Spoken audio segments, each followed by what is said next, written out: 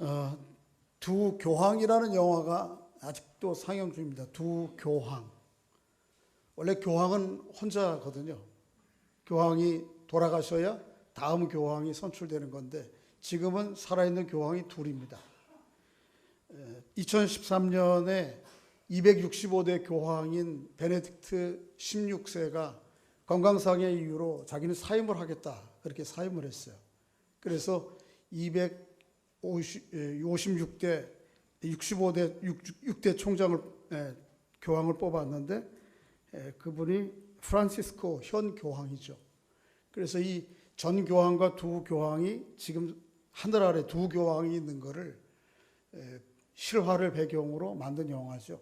영화에서는 그렇게 전 교황은 상당히 좀 보수적인 전통주의자입니다. 그래서 미사를 집례하더라도 라틴어로만 집례를 하고 다른 언어로는 집례를 하지 않는, 그래서 전통을 소중하게 여기고, 근데 현 교황 프란시스코는 굉장히 예수회 출신이에요. 그러니까 캐톨릭 안에서도 아주 좀 개혁적인, 조금 더 개혁적인 자유로운 진영의 출신이에요. 그러다 보니까 여러 좀 신학적 대립 갈등이 있고, 그러면서도 두 사람 사이에 아주 좀 오묘한 우정이 있는 것을 그린 영화입니다.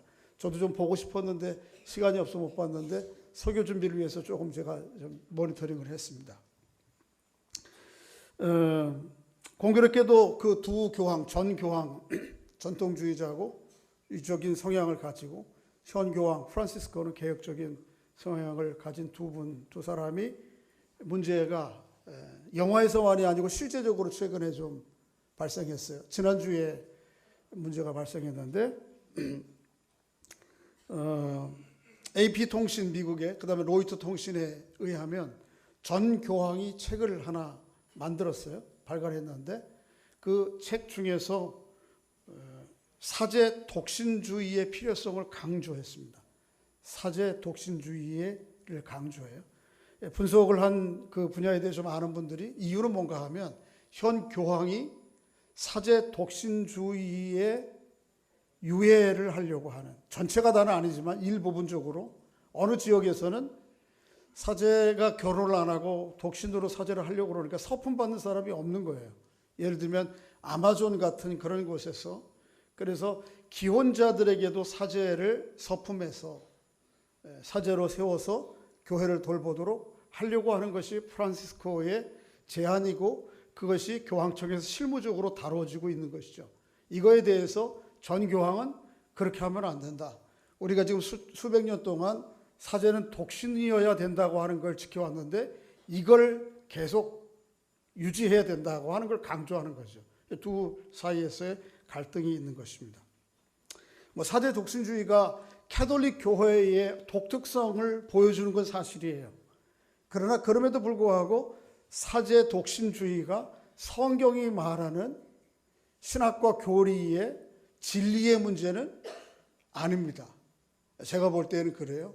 그렇기 때문에 아마도 지금 현 교황이 사제 독신주의를 일부에서는 좀 유예하려고 하는 것이겠죠. 이게 교리와 진리의 문제라고 하면 목숨을 걸고 이게 하나가 되어야 되는 거거든요. 그렇지 않은 걸 보면.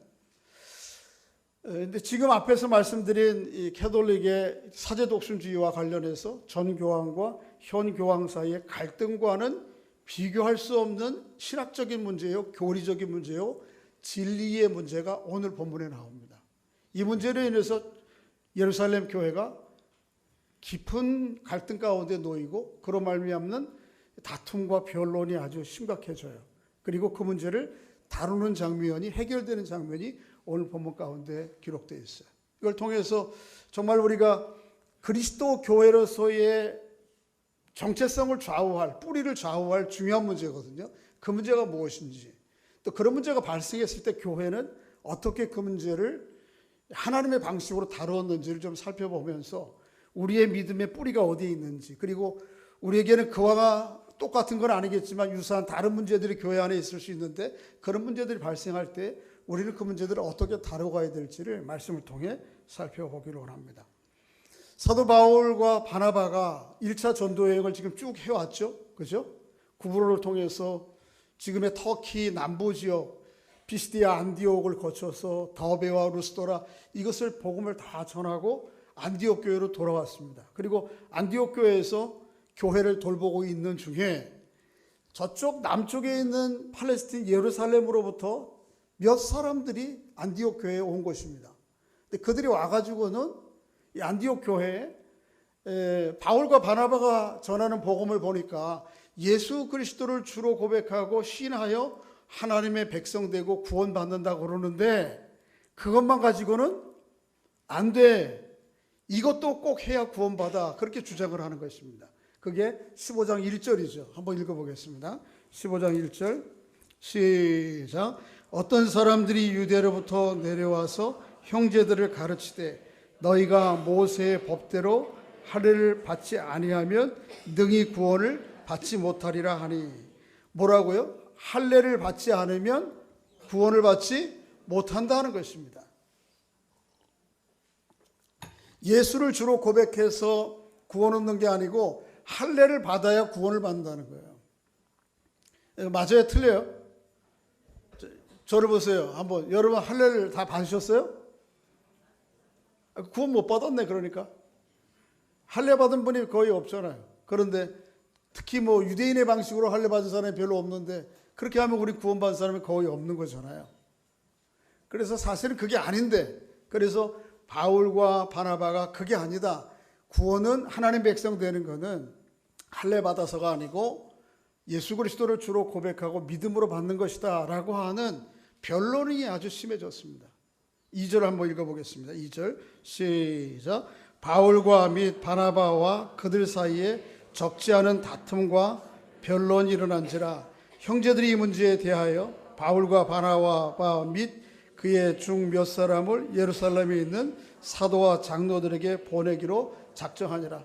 이 다툼과 변론이 있었지만 결론이 났어요? 안 났어요? 안 났어요. 그래서 안 되겠다 싶어서 바울과 바나바 그 다음에 안디옥 교회의 몇 사람을 어디로 보내기로 했습니까?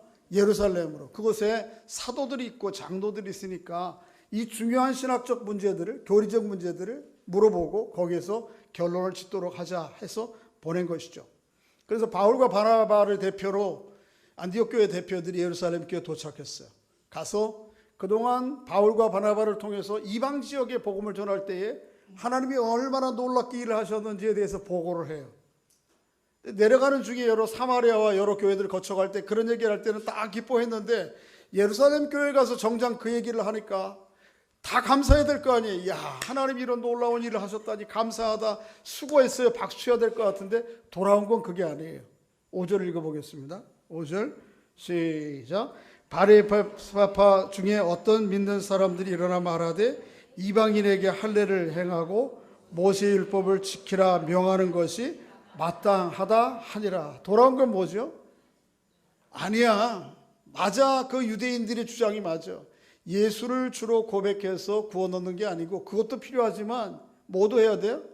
모세의 명령, 모세 율법에 명한 뭐도 해야 됩니까? 할례도 행해야 돼. 그게 마땅하다라고 이야기를 하는 것입니다.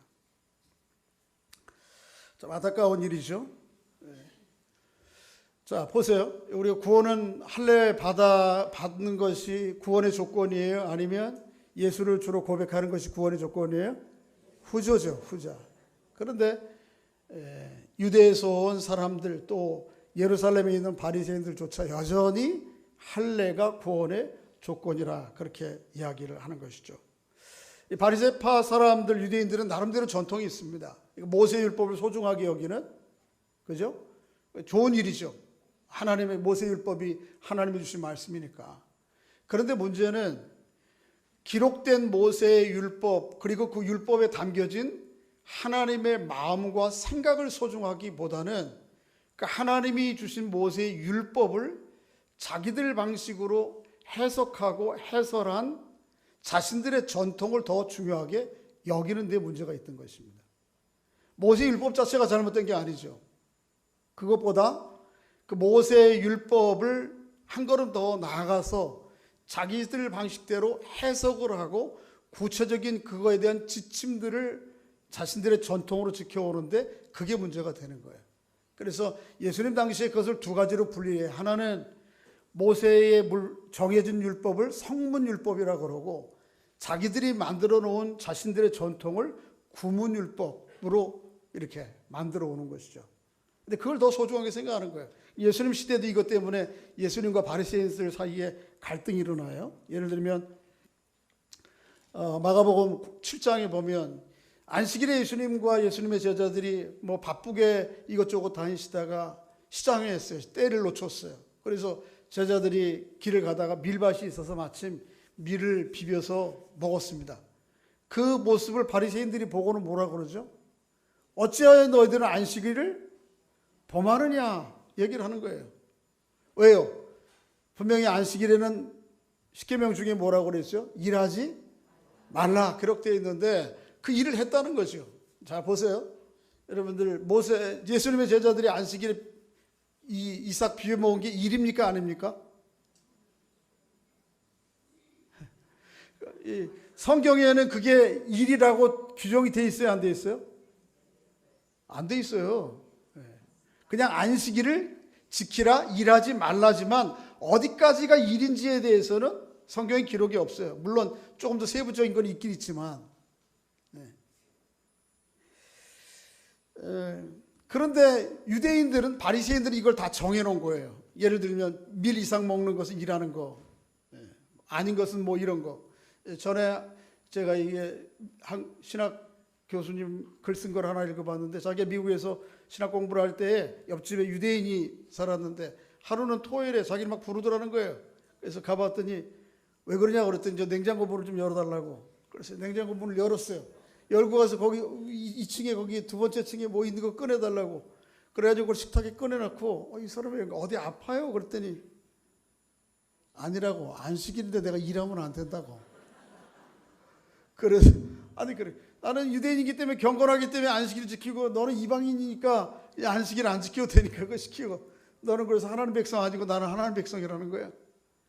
유대인들이 그런 잘못에 빠져 있는 거죠. 그래서 예수님께서 이렇게 이삭을 비벼 먹자 막 비난했어요. 안식일 범한다고. 그에 대해서 예수님께서 이렇게 말씀하셨어요.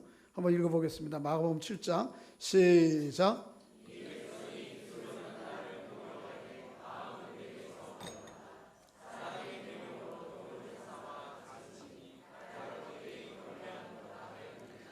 너희가 하나님의 계명은 버리고 사람들의 전통을 지키느니라.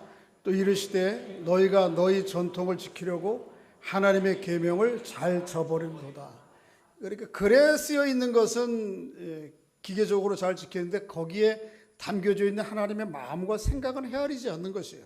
그리고 분명히 안식일에 일하지 말라는 것까지는 있지만 뭐 밀이삭을 뭐 어떻게 해라. 물론 조금 세부적으로 들어가면 여러분 뭐 조금 더 세부적인 게 있긴 있지만 그런 사람들의 계명, 그 다음에 사람들의 전통, 이거를 다른 옛날 성경 번역에는 장로들의 유전, 장로들의 전통 그렇게 얘기해요. 바리새인들이 자기들이 만들어 놓은 그 규례들을 가지고 결국은 뭘 범하는 것입니까? 하나님의 계명을 범하는 거예요. 이 말씀 바로 뒤에 이런 말씀이 있어요. 고르반이라고 하는 바리새인들의 제도가 있어요. 십계명 중에 보면 부모를 공경하라. 그게 몇 계명이죠? 5계명이에요. 그런데 부모를 공경할 제물이어도 누구에게 드리면? 하나님께 드리면 그걸 고르반이라고 그래요. 하나님께 드리면 부모에게 대한 계명을 하지 않아도 된다. 이게 장로들의 유전이에요. 그러면 명분은 좋지만 그래서 하나님께 고르반 드리면 결국은 누구를 공경 안 하는 거죠? 하나님을 공경 안 하는 거예요. 그러면 이게 계명을 지킨 거예요? 어긴 거예요? 그 뭐 때문에? 자신들의 전통 때문에 하나님의 계명을 어긴 게 되는 것이죠. 이런 일들을 하고 있는 거예요. 이런 일들을.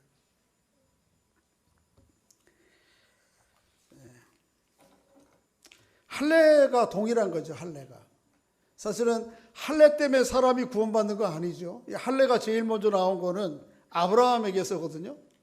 아브라함과 할례의 언약이 창세기 17장에 나와요. 그런데 창세기 17장에서 아브라함이 하나님의 자녀로 의롭다고 인정받고 부름받았습니까? 그 이전입니까? 그 이전이죠. 그래서 아브라함을 갈대아 우르에 있을 때 제일 먼저 하나님이 부르시고 선택하셔서 가나안 땅으로 들어오게 하신 사건이 창세기 12장이에요. 그리고는 15장에 가면 짐승을 잡아서 짐승을 각을 뜨고 그 언약을 하나님이 짐승 언약을 하거든요. 나와 너 사이에. 그죠? 그래서 너와 나 사이에 나는 너의 아버지 하나님이고 너는 나의 뭐예요? 자녀 백성이다라고 하는 이 피의 언약을 세우거든요. 그리고 그 위로 누가 먼저 지나가세요? 하나님이 연기로 지나가시잖아요. 그러니까 그게 하나님과 하나님 백성 사이에 이미 언약이 맺어진 거예요. 너는 나의 하나님 백성이, 나의 백성이라고 하는 게 정해진 것이고, 17장에 가면 이거를 더 본인이 아브라함에게 더 확신시키기 위해서, 또 이거는 불변한 언약이라고 하는 것을 준 표징으로 한 언약이 무엇입니까? 할례거든요. 그러니까 아브라함이 하나님의 자녀된 것은 할례 전이에요? 할례 후예요? 할례 전이에요? 후예요? 좀 저를 집중하세요. 점심에 뭐 먹을까? 국 쓸까? 아닐까? 이거 생각하지 마시고 할례 전이에요. 갈대아 우르에 있는 그의 백성 아브라함을 불러서 가나안에 드리고 피의 언약을 통해서 나는 너의 하나님이고 너는 나의 백성이다. 이걸 피로 맺은 언약이라고 하는 것은 15장이거든요. 그 다음에 할례를 통해서 너희 몸 안에 표징을 가지고 너는 나의 백성이라고 하는 증표를 하나님이 주신 거거든요. 그러니까 하나님 백성 되고 안 되는 문제는 할례 이전의 문제예요. 그런데 오늘 1절에서도 그렇고 5절에서도 그렇고 뭐라 그래요? 할례를 받아야 구원 받는다라고 생각하는 거예요. 맞아요? 틀려요? 그렇게 되는 게 아니에요. 오늘 사도행전 15장을 배경으로 쓴 중요한 성경이 갈라디아서예요. 갈라디아서를 한번 시간이 되면 한번 요거를 결부해서 잘 읽어보시면 중요한 의미가 있는데, 거기에 보면 갈라디아에서 바울이 이렇게 얘기하죠. 읽어보겠습니다. 시작. 그리스도 예수 안에서 할례나 무할례나 효력이 없을 때 사랑으로서 역사하는, 그러니까 하나님 백성 되는 거, 구원 받는 거는 할례 받았느냐 안 받았느냐 그거는 별로 효력이 없어요. 뭐가 효력을 발생하게 하죠? 하나님의 사랑에 대한 믿음의 반응, 이거예요. 여러분과 저 같은 죄 많은 사람들, 허물 많은 질곡과 같은 존재에 하나님이 긍휼히 여기시고 불쌍히 여기셔서 사랑하셔서 여러분과 저 같은 사람을 위해서 예수 그리스도를 보내주시고 그를 십자가에 내어주심으로 여러분과 제가 갖고 있는 모든 죄와 허물의 문제들을 다 해결하시고, 뿐만 아니고 부활하셔서 하나님 앞에 의롭게 되도록 우리를 품어주셨단 말이죠. 그 놀라운 사랑에 대한 내 마음의 감동과 깨달음으로 말미암는 그 일을 행하신 하나님에 대한 믿음, 이게 우리가 하나님 백성 되는 문제들을 좌우하는 것이지 할례의 문제가 아니라는 것이죠. 그럼에도 불구하고 유대인들이, 오늘 바리새인들이 자꾸 할례를 주장하는 이유는 여기에 있어요. 그 다음 한번 읽어보겠습니다. 시작. 너희에게 할례를 받게 하려는 것은 그들이 너희 육체로 자랑하게 하려 함이라. 그러나 내게는 우리 주 예수 그리스도의 십자가 외에 결코 자랑할 것이 없으니 그리스도로 말미암아 세상이 나를 대하여 십자가에 못 박히고 내가 또한 세상에 대하여 그러하니라. 할례나 무할례가 아무것도 아니로되 오직 새로 지음을 받는 것만이. 그럼에도 불구하고 유대인들이 할례를 자꾸 강조하고 할례 받아야 구원받는다라고 하는 걸 주장하는 이유는 뭔가 하면 결국은 자기 육체를 뭐하기 위해서? 자랑하기 위해서. 이런 거예요. 할례 받았어? 할례 받으셨어요? 아무도 없잖아요. 여기 유대인식으로 할례 받은 사람이 아무도 없잖아요. 근데 제가 유대인이라고 하면 나는 할례 받은 사람이야. 당신들하고 나하고는 달라. 이 얘기하는 거예요. 그래서 바울은 그게 아니라는 거죠. 우리가 하나님의 자녀되고 백성 되는 것은 주 예수 그리스도의 십자가의 죽으심과 함께 나도 죽고 그의 부활하심과 함께 하나님 백성으로 내가 거듭났다고 하는 진실한 믿음의 고백, 그리고 삶이 내가 그것이 이제 새로 지음받은 것이라는 거예요. 그게 하나님의 자녀되고 아닌 것을 좌우하는 것이지 다른 것이 아니라는 것입니다. 이거는 우리 기독교 신앙의 아주 가장 중요한 교리예요. 구원의 진리예요. 이거는 타협될 수 있는 문제가 아니에요. 사람들이 자꾸 사람의 노력과 공덕과 행위를 가지고 구원 얻으려고 그러는데 사실은 그럴 수가 없는 것이죠. 그래서 일부 다른 종교회나 철학에서 마치 정한수 떠놓고 아침에 깨끗한 마음으로 빌고 용맹정진하고 여러 선행을 하고 또 어떤 철학적 사유를 통해서 나의 한계를 뛰어넘어서 하나님 앞에 이르러 보려고 하는데 사실은 그것은 불가능한 얘기죠. 오직 누구의 은혜로? 주 예수 그리스도의 대속의 구속의 은혜로만 구원받는 것입니다. 할렐루야. 이 문제에 대하여 이제 예루살렘 교회에 모였던 모든 지도자들이 한 사람씩 일어나서 이의를 제기하는 것입니다. 할례로 구원받는 것이 아니고 주 예수 그리스도의 은혜와 그에 대한 우리의 믿음으로 구원받는다 하는 문제들을 오늘 본문 6절부터 21절까지 쭉 기록하고 있어요. 제일 먼저 일어난 사람이 누굴까? 한번 좀 살펴볼까요? 6절, 7절 읽어보겠습니다. 시작. 사도와 장로들이 이 일을 의논하러 모여 많은 변론이 있은 후에 베드로가 일어나 말하되 형제라 너희도 알거니와 하나님이 이방인들로 내 입에서 복음의 말씀을 들어 믿게 하시려고 오래전부터 너희 가운데 나를 택하셨다. 이 베드로는 본문 당시에 예루살렘 교회 기둥과 같은 지도자죠. 그죠? 두 기둥이라고 볼 수 있어요. 두 기둥 중에 하나. 베드로고 이제 또 이후에 나올 야고보가 또 하나의 기둥입니다. 그런데 베드로가 얘기하는 것이 하나님이 나를 택하고 부르신 이유가 바로 이 이방인들에게 복음을 전해 하나님 백성 되게 하시려는 것이다. 베드로의 주장의 요지가 11절에 나오는데요. 한번 11절 읽어보겠습니다. 시작. 그러나 우리는 그들이 우리와 동일하게 주 예수의 은혜로 구원받는 줄을 믿노라 하니라. 다시 한번 시작.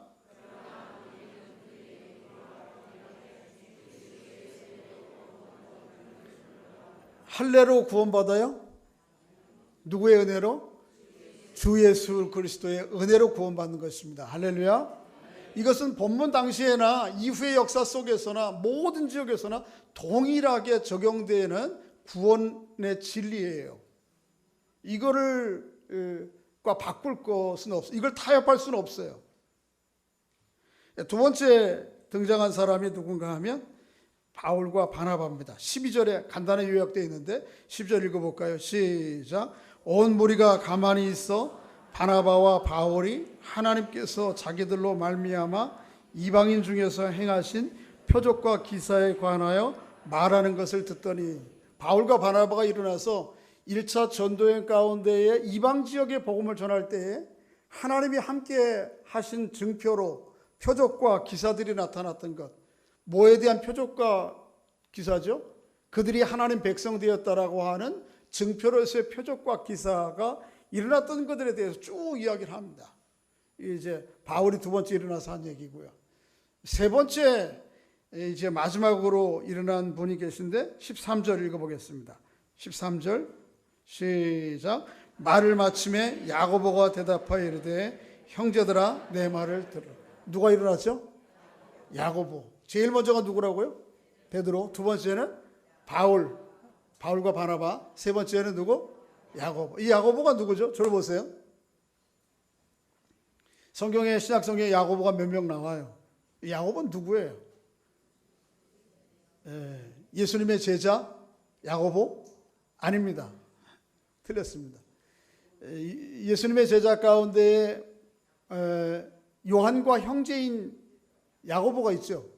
그런데 이 야고보는 사도행전 12장에서 헤로드 왕에 의해서 순교당했습니다. 이 야고보는 누군가 하면 예수님의 육신의 형제 가운데 한 사람이 동생이에요. 야고보입니다. 그런데 이 야고보는 예수님께서 생전에 계실 때에 예수님을 믿었어요? 안 믿었습니까? 안 믿었습니다. 그리고 그 예수님을 따르는 제자 공동체에 들어와 있지 않았습니다. 그런데 고린도전서 15장 7절에 보면 예수님께서 부활하신 이후에 자신의 동생인 이 야고보에게 개별적으로 친히 나타나 주셨어요. 그 부활하신 예수 그리스도를 만나고 난 다음에 예수님이 생전일 때 믿지는 않았던 이 동생 야고보가 예수 그리스도가 하나님의 아들이신 것을 믿게 되고, 그리고 예루살렘 교회의 일원이 되고, 뿐만 아니고 예루살렘 교회의 아주 기둥과 같은 존재가 됩니다. 갈라디아서 2장에 보면 그래서 바울이 기둥과 같이 여기는 누구? 야고보, 그렇게 얘기하는 거예요. 그래서 지금 이 현재 상태의 예루살렘 교회에는 큰 두 기둥이 있는데 하나는 누구죠? 베드로. 또 하나의 기둥은 누구죠? 야고보인 것이죠. 이 야고보가 일어나서 이야기를 하는 거예요. 야고보는 참 처음에는 예수를 믿지 않았지만 후에 예수를 믿고 아주 훌륭한 일들을 많이 했습니다. 야고보가 별명이 있는데 성경에는 안 나오지만 이후에 교회 역사에 보면 낙타 무릎이라고 하는 별명을 가지고 있어요. 낙타 무릎. 낙타 무릎 보셨어요? 낙타 무릎이 이렇게 워낙 이렇게 무릎 꿇고 일어났다가 일을 많이 하는 거라 아주 돌처럼 딱딱하게 굳은 이 낙타 무릎이거든요. 야고보의 별명이 낙타 무릎이에요. 이유는 뭔가 하면 자기 민족들을 위해서 그렇게 기도를 많이 한 거예요. 자기 민족을 위해서, 자기 민족이 하나님 백성 되는 거 위해서. 그 야고보가 오늘 마지막으로 할례로 구원받는 것이 아니고 예수 그리스도의 은혜와 그에 대한 믿음으로 말미암아 구원 얻는다는 얘기를 긴 논증을 이어가는 것입니다.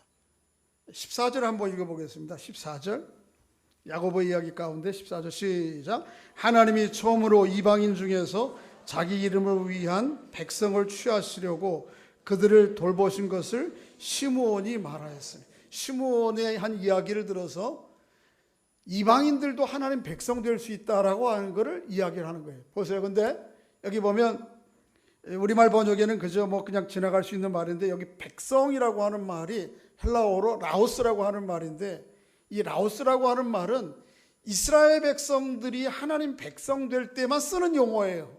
그런데 이 용어를 누구에게 붙이고 있어요? 이방인들에게도. 그러니까 유대인들만 아니고 이방인도 하나님 백성 될 수 있다라고 하는 것입니다.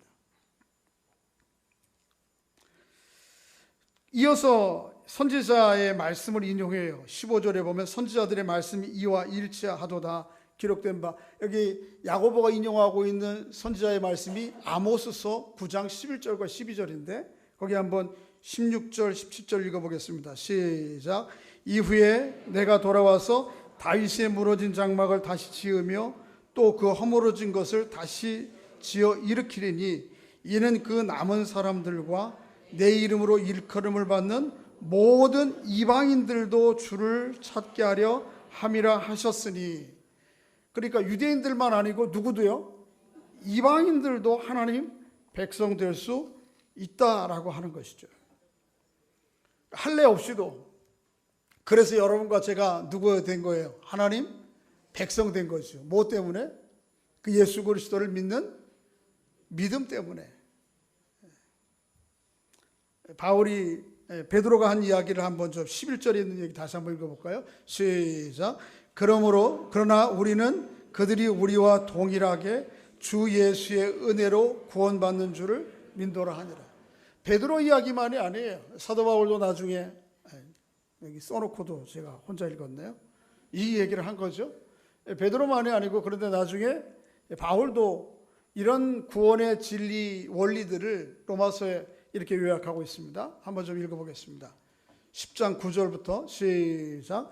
내가 만일 내 입으로 예수를 주로 시인하며 또 하나님께서 그를 죽은 자 가운데에서 살리신 것을 내 마음에 믿으면 구원을 받으리라. 유대인이나 헬라인이나 차별이 없습니다. 한 분이신 주께서 모든 사람의 주가 되사 그를 부르는 모든 사람들에게 부여하시도다. 누구든지 주의 이름을 부르는 자는 구원을 받으리라. 할렐루야. 할례가 아니고 뭐예요? 예수를 나의 주로 시인하고 고백하는 믿음을 통해서입니다. 그 시인과 믿음이 있으면 헬라인이나 유대인이나 차별하지 않아요. 그러니까 여러분, 우리들의 행위와 공덕이나 할례와 같은 그런 것으로 하나님 자녀 되는 게 아니에요. 나를 위해 은혜를 베푸신 예수 그리스도의 은혜를 내 마음으로 깨닫고 그것이 내 마음에 동의가 되고 감사가 되어서 신뢰가 되는 사람들이 하나님의 자녀 되는 것이죠. 그런 은혜를 여러분과 저에게 주신 줄로 믿습니다. 이걸 뭐 글로 읽는다, 개념으로 우리의 마음 가운데 생각한다고 해서 이게 믿어지는 게 아니에요. 성경에 그런 원리들이 수없이 기록되어 있지만 이 성경의 원리들을 수없이 수백 번 읽어도 믿음이 주어지지 않는 사람들은 이게 안 되는 거예요. 근데 믿어지는 게 이게 은혜예요. 할렐루야. 이 문제들을 이제 베드로, 그 다음에 바울과 바나바, 야고보가 일어나서 이야기나 하고 난 후에 이거는 불변하는 진리죠. 이게 타협이 되는 게 아니에요. 그래서 예수 믿고 하나님의 자녀 되는 데 있어서 개입될 다른 것도 아무것도 없어요. 여기 뭔가 덧붙이면 어떻게 돼요? 그래서 그 덧붙이는 것을 가르쳐서 뭐라 하냐면 물탄 복음이라고 그래요. 여러분 좀 뭐 농도가 제대로 양이 좀 모자라면 어떻게 하면 되죠? 그러면 맛이 나요? 안 나요? 예, 안 나요. 설렁탕 집에 유명한 설렁탕인데 맛이 있는데 사람이 생각보다 많이 와요. 그러면 주방에 가서 어떻게 하면 되죠? 물 한번 끓여가지고 끓여내면 될 것 같죠? 근데 제대로 된 설렁탕집은 그렇게 해요? 안 해요? 안 해요. 어떻게 해요? 다 떨어졌습니다. 내일 오십시오. 그러죠. 그런데 우리가 하나님의 자녀 되고 하나님 백성 되는 거는 딴 거 아니에요. 딴 거 없어. 할래? 다른 도덕적인 윤리와 행위 그거 잘 돼서가 아니에요. 오로지 뭐예요? 예수 그리스도를 나의 구주로 시인하고 고백하고 그분을 내 인생과 역사의 주인으로 모시고 살아가는 사람은 예외 없이 할례를 받는 유대인이든 그렇지 않은 사람이든 예외 없이 하나님의 자녀 되는 것입니다. 이 구원의 진리들을 타협하면 안 되는 것이죠. 오늘 본문에 베드로, 야고보, 또 바울과 바나바가 그 이야기를 하고, 그러나 이제 마지막에 야고보가 좀 덧붙이는 것이 있어요. 그럼에도 불구하고 이방인들을 향해서 꼭 좀 금해야 될 몇 가지가 있다. 그게 오늘 본문 19절부터 20절, 21절이죠. 한번 읽어보겠습니다. 19절 시작. 그러므로 내 의견에는 이방인 중에서 하나님께 돌아오는 자들을 괴롭게 하지 말고 다만 우상의 더러운 것과 음행과 목매어 죽인 것과 피를 멀리하라고 편지하는 것이 옳으니 이는 예로부터 각 성에서 모세를 전하는 자가 있어 안식일마다 회당에서 그 글을 읽음이라 하더라. 구원 얻는 거는 할례가 조건이에요? 아니에요? 아니에요. 오로지 예수 그리스도를 주로 신뢰하고 믿어지는 거, 그거예요. 그럼에도 불구하고 이방인들인 모든 그리스도인들에게 네 가지는 금하자라고 하는 제안을 하는 것입니다. 첫째, 뭘 금하죠? 우상숭배 금하자. 두 번째는 뭐예요? 음행, 성적인 문제죠. 이거 해서는 안 된다. 예수 믿는 사람들. 세 번째는 무엇입니까? 목매어 죽인 고기 먹으면 안 된다. 네 번째는 뭐죠? 피를 멀리하라. 네 가지예요. 이것은 왜 그러냐 하면 뒤에 21절에 있는 말씀처럼 유대인들이 소중하게 여기는 모세율법, 레위기 17장, 18장에 언급되어 있는 내용들이에요. 그래서 이것들에 대해서 유대인들이 굉장히 문화적으로, 관습적으로 아주 혐오해온 것입니다. 싫어한 거예요. 여러분, 우상숭배하는 거 혐오하고 싫어하는 거, 음행하는 거 싫어하는 거, 이게 정당한 거 아니에요. 그죠? 꼭 유대인이 아니더라도, 예수 믿지 않는 사람이라 할지라도 모든 사람들의 덕스러운 덕목이죠. 도덕적 윤리죠. 당연히 해야 되죠. 근데 이제 우리에게 문제가 되는 건 이 두 가지예요. 뒤에 나오는 거. 목매어 죽인 짐승 먹는 거하고 피.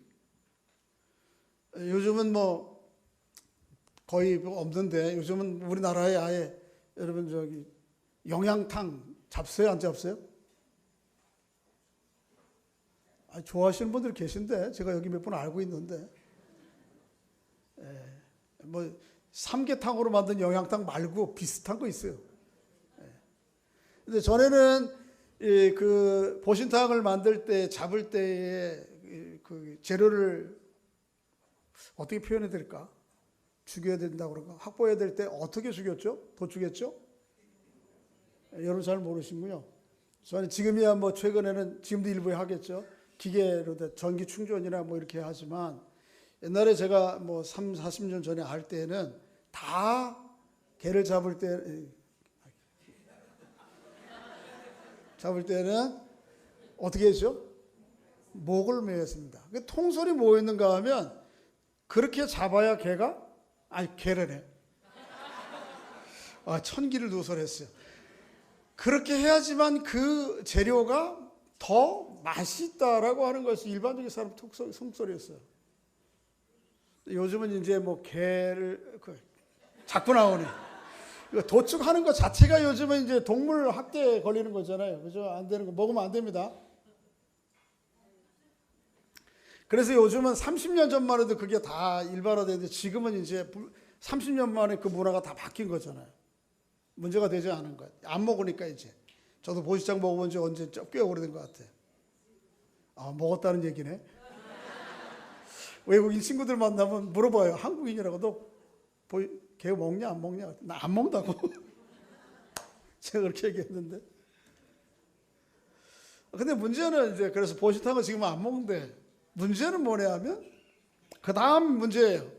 피를 멀리 하라고 그랬는데 제가 지난주에 어느 모임 갔다가 사랑나는 기독교회의 회의 갔다가 그 앞에 유명한 순댓국집 가서 먹었는데 거기에 순댓국에 반드시 뭐가 들어가죠? 어떻게 되죠? 곤란한 문제, 그죠? 네. 그래서 거기 같이 가신 목사님께 한 분은 그렇게 얘기하더라고요. 그거 빼주세요. 저는 그냥 먹었네. 뭘 얘기하는 거죠? 이 문제는 그래요. 우상숭배, 음행 이거는 거의 교리에 가까운 중요한 문제예요. 그런데 이제 목매어 죽인 짐승에 관한 것과 피에 관한 문제는 문화적인 문제죠. 근데 사실은 그 당시의 관점으로 보면 그거는 하나님 백성 되는 안 되는 교리에 관한 문제가 아니라고 생각한 거예요. 야고보는. 그리고 오로지 구원 얻는 것은 예수 그리스도의 주되심에 대한 고백과 믿음을 통해서만 구원의 문제가 좌우되는 것이지 이런 도덕 윤리적인 관점의 문제, 문화적 관습의 문제가 좌우되는 것은 아니다. 그런 관점에 우리가 적용을 좀 잘해야 돼요. 근데 앞에 두 개 거, 예를 들어 우상숭배, 음행하는 거, 성적인 문제 있는 거 이런 거 좀 그렇긴 해요. 근데 이거를 동일하게 놓고 본단 말이죠. 만약 그걸 동일하게 이게 구원의 문제와 조건이라고 생각하면 나중에 뒤에 문제도 조건으로 봐야 돼요. 그러면 보시탕 먹는 여러분들은 큰일 나는 거예요. 구원 안 받은 사람들이에요. 순댓국 먹는 분들은 다 구원 못 받는 사람들이에요. 그 문제가 아니라고요.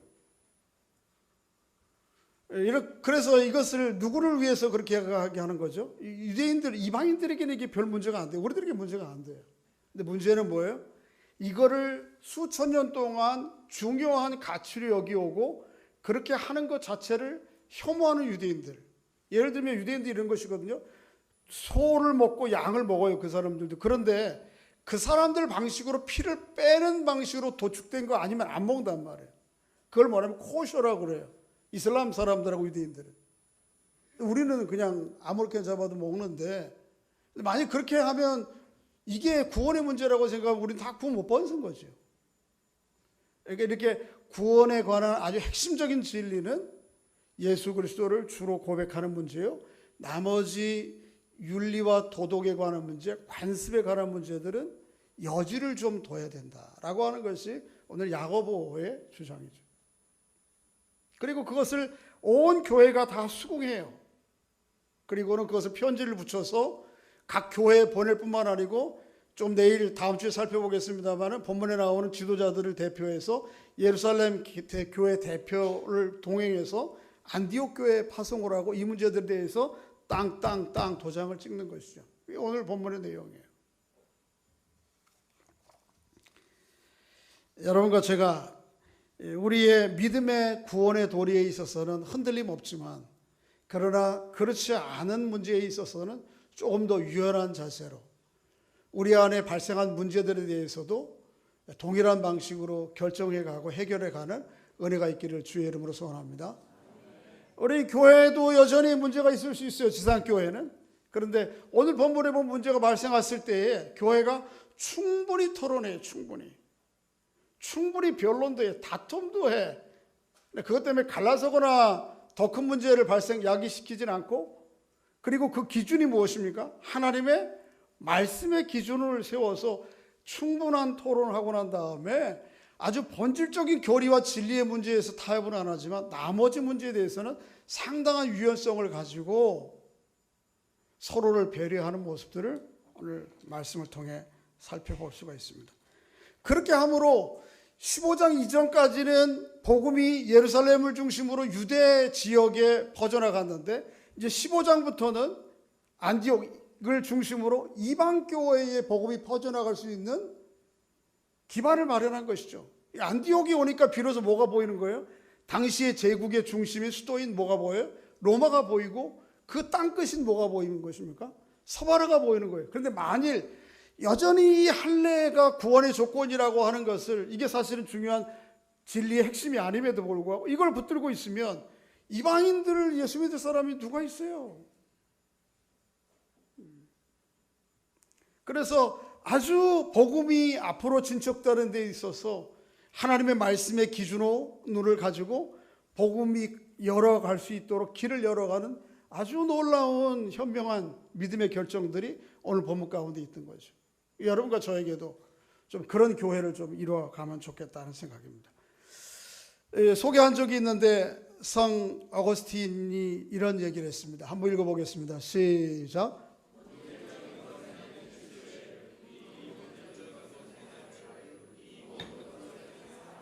교리, 진리의 핵심 본질적인 것은 쇠기둥을 박는 거죠.